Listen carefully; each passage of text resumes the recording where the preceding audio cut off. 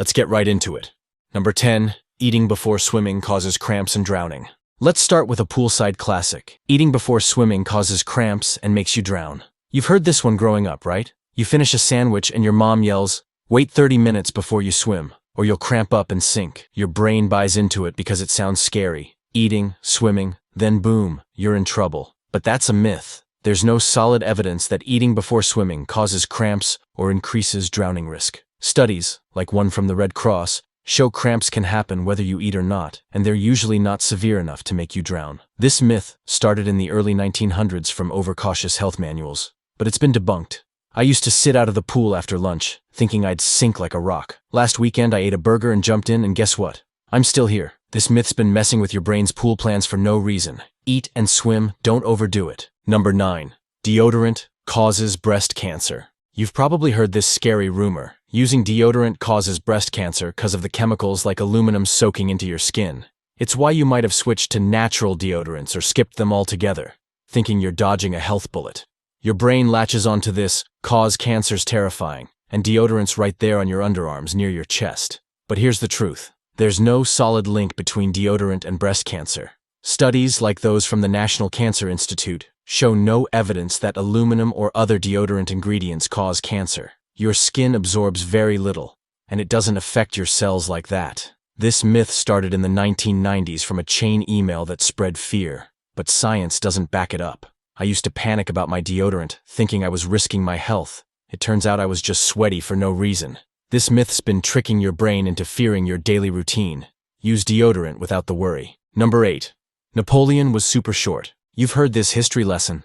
Napoleon Bonaparte was a tiny guy, like 5 feet tall, which is why he was so aggressive, right? It's called the Napoleon complex, where short people overcompensate with big attitudes. Your brain buys into it because it's a fun story. A little guy conquering Europe. But that's a myth. Napoleon was around 5 feet 7 inches, average for French men in the 1800s.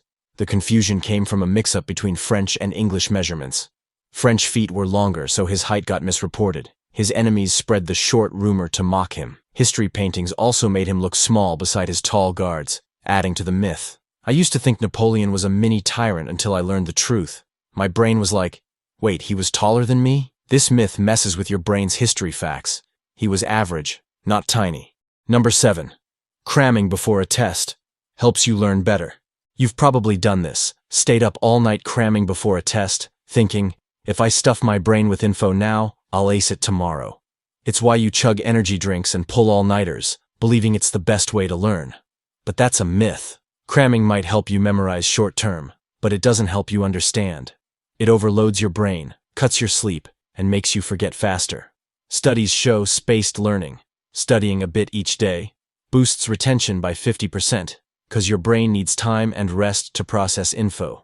Lack of sleep from cramming also tanks your focus and problem-solving skills during the test. This myth stuck around because you feel productive when you cram, but it's a trap. I crammed for a test last semester, thinking I'd nail it, but I blanked out and failed. My brain was fried. This myth's been tricking your brain into bad study habits. Space out your learning, and you'll do way better. Number 6. Spicy food causes ulcers. You've probably been warned. Don't eat spicy food, it'll give you ulcers. It's why you might have avoided hot sauce or chili peppers, thinking they'd burn a hole in your stomach. Your brain believes it because spicy food feels intense, and ulcers sound like something from too much heat. But that's a myth. Spicy food doesn't cause ulcers.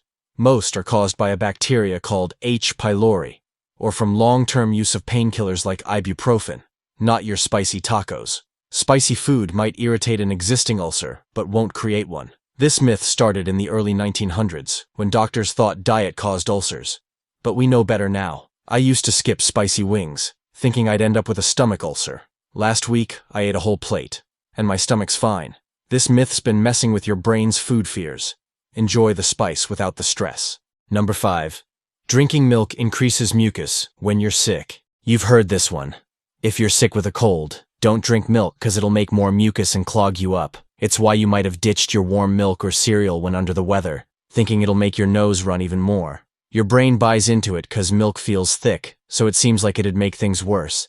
But that's a myth. Milk doesn't increase mucus production. Studies, like one from the 2000s, show no link between dairy and extra mucus in healthy or sick people.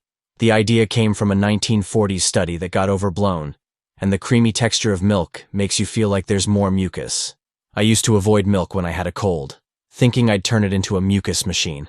It turns out I was missing out on comfort food for no reason. This myth's been tricking your brain into skipping dairy when you're sick. Drink up if you want. Number 4.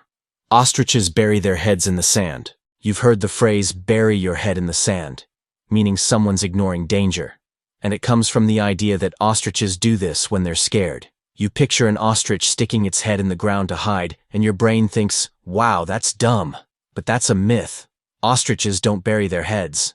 When scared, they run or fight. The fastest birds on land, hitting 45 miles per hour. The myth comes from how they dig shallow holes to lay eggs or rest their heads when they're low to the ground, which looks like hiding from a distance. Ancient Romans spread this story, and it stuck. I used to laugh at ostriches, thinking they were cowards until I learned they could outrun me any day. My brain was humbled. This myth messes with your brain's view of ostriches. They're not dumb, just misunderstood. Number 3. Reading in dim light ruins your eyes. You've been told, don't read in dim light, it'll ruin your eyes and make you need glasses. It's why your parents might have yelled at you for reading under the covers with a flashlight, thinking you'd go blind. Your brain believes it 'cause dim light strains your eyes, so it feels like it's doing damage. But that's a myth. Reading in dim light won't ruin your eyesight. It might cause temporary eye strain, like dryness or fatigue, but it doesn't cause permanent damage. Eye doctors say your vision issues come from genetics or aging, not low light. This myth started in the 1800s when people thought any eye strain was dangerous, but science says otherwise. I used to read with every light on, thinking I was saving my eyes. It turns out I was wasting electricity. This myth's been messing with your brain's reading habits. Read in dim light if you want. Don't overdo the strain. Number 2. You can balance an egg on its end only during the spring equinox. You've probably heard this quirky tale. You can only balance an egg on its end during the spring equinox because of some magical gravitational pull. It's why you might have tried this egg balancing trick on that specific day, thinking the planets align just right. Your brain buys into it because it sounds mystical, and the equinox feels like a special cosmic event. But that's a myth. If you're patient, you can balance an egg on its end any day of the year.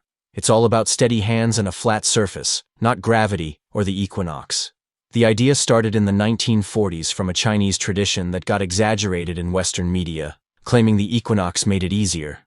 Physics says gravity doesn't change enough to matter. I tried balancing an egg on the equinox, thinking it'd be a breeze. It turns out I could do it the next day, too. This myth's been tricking your brain into believing in cosmic egg magic. Balance that egg anytime. No equinox needed. Number 1. You need 8 hours of sleep to function properly. You've been told your whole life, you need 8 hours of sleep every night to function correctly, or you'll be a zombie the next day. You stress when you only get 6 hours, thinking you will fail. Your brain buys into it 'cause 8 hours sounds like a nice round number, and sleep experts always mention it. But that's a myth. The 8-hour rule is an average. Some people thrive on 6 hours and others need 9, depending on your genetics, age, and lifestyle. Studies, like those from the National Sleep Foundation, show adults can function well on a range of 7 to 9 hours, and even less for some without health issues. This myth started in the early 1900s as a general guideline, but is not one size fits all. I used to panic if I didn't hit 8 hours, thinking I'd mess up my day. It turns out I'm fine on 7. This myth's been stressing your brain about sleep for no reason. Find what works for you and rest easy.